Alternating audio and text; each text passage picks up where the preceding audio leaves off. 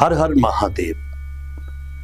मध्य प्रदेश के उज्जैन नगर में स्थित महाकालेश्वर मंदिर को सभी जानते हैं। यह मंदिर भारत के 12 ज्योतिर्लिंगों में से एक है। ज्योतिर्लिंग मतलब वह स्थान जो भगवान शिव ने स्वयं स्थापित किए थे। पुराणों में, महाभारत में और कालिदास जैसे महाकवियों की रचनाओं में भी इस मंदिर का मनोहर वर्णन मिलता है। पुराणों में शिव का नाम रुद्र रूप में आया है। रुद्र संहार के देवता और कल्याणकारी हैं भगवान शिव। विष्णु की भांति शिव के भी अनेक अवतारों का वर्णन पुराणों में प्राप्त होता है। शिव की महत्ता पुराणों के अन्य सभी देवताओं में सर्वाधिक है। जटाजूटधारी, भस्म विभूत शरीर पर लगाए, गले में नाग, रुद्राक्ष की मालाएं, जटाओं में चंद्र, गंगा की धारा, हाथ में त्रिशूल एवं कटी में बागंबर और नंगे पांव रहने वाले शिव कैलाश धाम में निवास करते हैं। पार्वती उनकी पत्नी अथवा शक्ति है।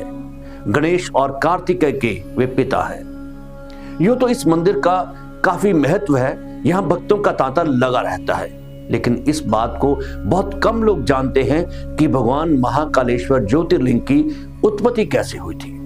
कहा जाता है कि जब सृष्टि का निर्माण हुआ था, उस समय सूर्य की पहली 12 रश्मियां धरती पर गिरी।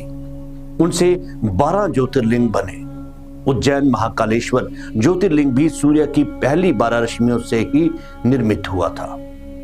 तब से बाबा महाकालेश्वर की पूजा उज्जैन में होती है। उज्जैन की पूरी भूमि को उसर भूमि कहा जाता है, यानी कि शमशान की भूमि। भगवान महाकाल का मुख दक्षिण दिशा की ओर है, इसलिए भी तंत्र क्रियाओं की दृष्टि से उज्जैन महाकाल मंदिर का बेहद खास महत्व है। महाकाल की नगरी में हर सिद्धि, काल भैरव, विक्रांत भैरव आदि भगवान विराजमान है। उज्जैन में महाकालेश्वर मंदिर परिसर में कई देवी देवताओं के कई मंदिर हैं।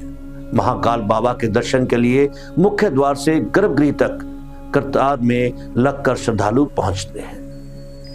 शिव पुराण की कथा के अनुसार उज्जैन में चंद्रसेन नाम का राजा शासन करता था, जो शिव भक्त था। भगवान शिव के गणों में से एक मणिभद्र से उसकी मित्रता थी। एक दिन मणिभद्र ने राजा को एक अमूल्य चिंतामणि प्रदान की, जिसको धारण करने से चंद्रसेन का प्रभाव बढ़ने लगा। यश और कीर्ति दूर दूर फैलने लगी। दूसरे राज्यों के राजाओं में उस मणि को पाने की लालसा जाग उठी। कुछ राजाओं ने चंद्रसेन पर हमला कर दिया। राजा चंद्रसेन वहां से भागकर महाकाल की शरण में आ गया और उनकी तपस्या में लीन हो गया। कुछ समय बाद वहां पर एक विधवा गोपी अपने 5 साल के बेटे के साथ पहुंची। बालक राजा को शिव भक्ति में लीन देखकर प्रेरित हुआ और वह भी शिवलिंग की पूजा करने लगा। बालक शिव आराधना में इतना लीन हो गया कि उसे मां की आवाज सुनाई नहीं दे रही थी। उसकी मां उसे भोजन के लिए बार बार आवाज लगा रही थी। बालक के ना आने पर गुस्साई मां ने उसके पास जाकर उसे पीटना शुरू कर दिया। शिव पूजा की सारी सामग्री भी फेंक दी। बालक मां के इस व्यवहार से दुखी हो गया। तभी वहां पर एक चमत्कार हुआ। भगवान शिव की कृपा से वहां पर एक सुंदर मंदिर निर्मित हो गया, जिसमें दिव्य शिवलिंग भी था और उस पर बालक द्वारा अर्पित की गई सारी पूजा सामग्री भी थी। इस तरह से वहां पर महाकालेश्वर ज्योतिर्लिंग की उत्पत्ति हुई। इस घटना से उस बालक की मां भी आश्चर्यचकित रह गई। जब राजा चंद्रसेन को इस बात की सूचना मिली तो वो महाकालेश्वर ज्योतिर्लिंग के दर्शन करने पहुंच गया। जो राजा मणि के लिए चंद्रसेन पर हमला कर रहे थे, वे भी युद्ध का मार्ग छोड़कर महाकाल की शरण में आ गए। इस घटना के बाद से ही भगवान महाकाल उज्जैनी में वास करते हैं। जिस प्रकार से काशी के राजा बाबा विश्वनाथ हैं, वैसे ही उज्जैन के राजा भगवान महाकाल है। एक और कथा के अनुसार कहते हैं कि जो महाकाल का भक्त है, उसका काल भी कुछ नहीं बिगाड़ सकता। महाकाल भारत के 12 ज्योतिर्लिंगों में से एक है, जिसका स्थान तीसरे नंबर पर आता है। शिव पुराण के कोटि रुद्र संहिता में महाकालेश्वर ज्योतिर्लिंग की कथा का विस्तार से वर्णन किया गया है। कहते हैं कि इसी उज्जैन यानी कि अवंतिका नगरी में एक बहुत बड़ा शिव भक्त ब्राह्मण वेद प्रिय रहता था, जिसके 4 बेटे थे और वे 4 भी भगवान शिव के बहुत बड़े भक्त थे। हर रोज पार्थिव शिवलिंग बनाकर उसकी पूजा किया करते थे और वहीं दूसरी तरफ रत्नमाल पर्वत पर दूषण नाम का एक राक्षस रहता था, जिसे ब्रह्मा जी से वरदान प्राप्त था और वरदान के अहंकार में वो सभी ब्राह्मणों को परेशान करता रहता था और वो अपने अहंकार में इस कदर डूब गया कि उसने सभी ब्राह्मणों को खत्म करने का विचार बना लिया। सभी ब्राह्मणों को पूजा करने से रोकना, उनको जान से मार देना और हर रोज धर्म कर्म के काम को करने से रोकना उसका रोज का काम हो गया था। और जब बारी महर्षि वेद प्रिय और उनके बेटों की आई तो वो सभी शिव भक्ति में लीन हो गए और दिल से शिव को पुकारने लगे। शिव ने उनकी पुकार सुनी और जिस शिवलिंग की पूजा वो कर रहे थे उसी शिवलिंग से प्रकट होकर दूषण नाम के राक्षस का वध कर दिया और सभी ब्राह्मणों का कल्याण किया।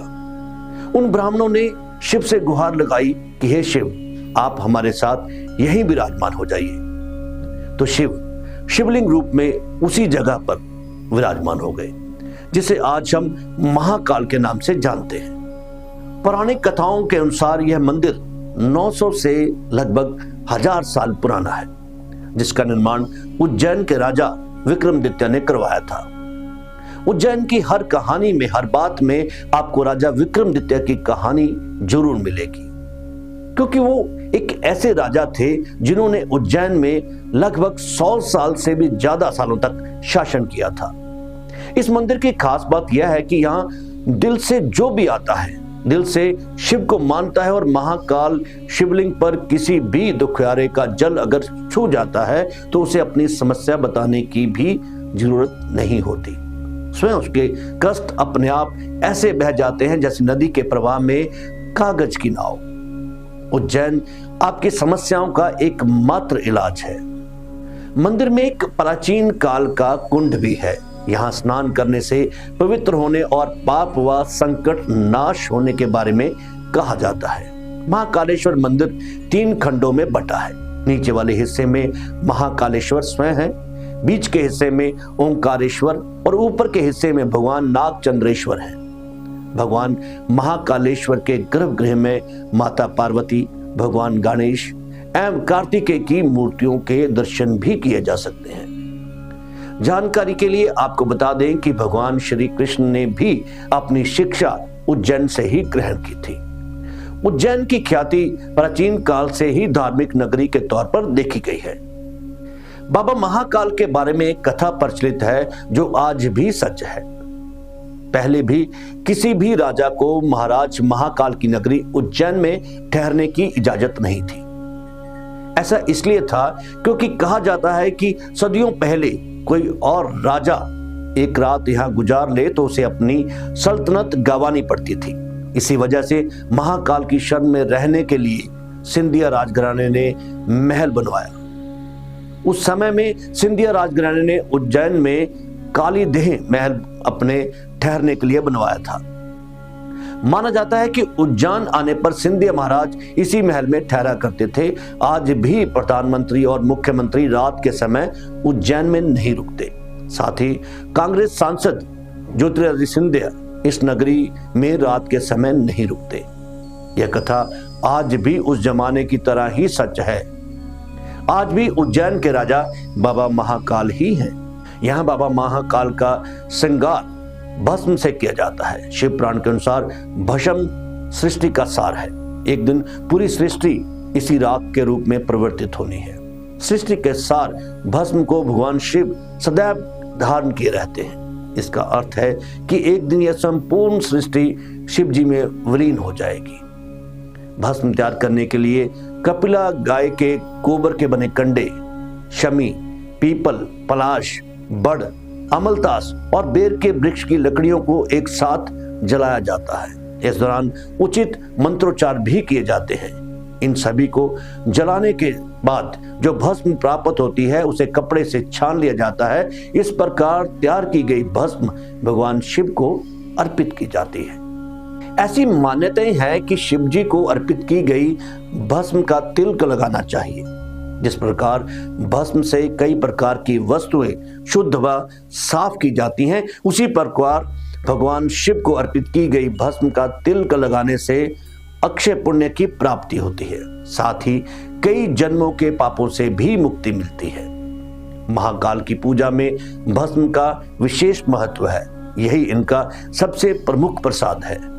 ऐसी धारणा है कि शिव के ऊपर चढ़े हुए भस्म का प्रसाद ग्रहण करने मात्र से रोग दोष से मुक्ति मिलती है। काशी के ज्योतिषाचार्य चक्रपाणि भट्ट कहते हैं कि भगवान शिव काल से परे हैं। वे आदि हैं, वे अनंत हैं, वे महाकाल हैं। जिन लोगों को अकाल मृत्यु का भय रहता है, उनको महाकालेश्वर ज्योतिर्लिंग का दर्शन करना चाहिए। महाकाल की कृपा से अकाल मृत्यु भी टल जाती है। जिस पर महाकाल की कृपा हो जाए, उसका काल भी कुछ नहीं बिगाड़ सकता। जय महाकाल, हर हर महादेव। आपको हमारा यह प्रोग्राम कैसा लगा? आप हमें कमेंट करके जरूर बताएं। ताज़ा अपडेट्स व बड़ी खबरों के लिए सब्सक्राइब करें आज प्रकाश टीवी और बेल आइकन दबाना ना भूलें।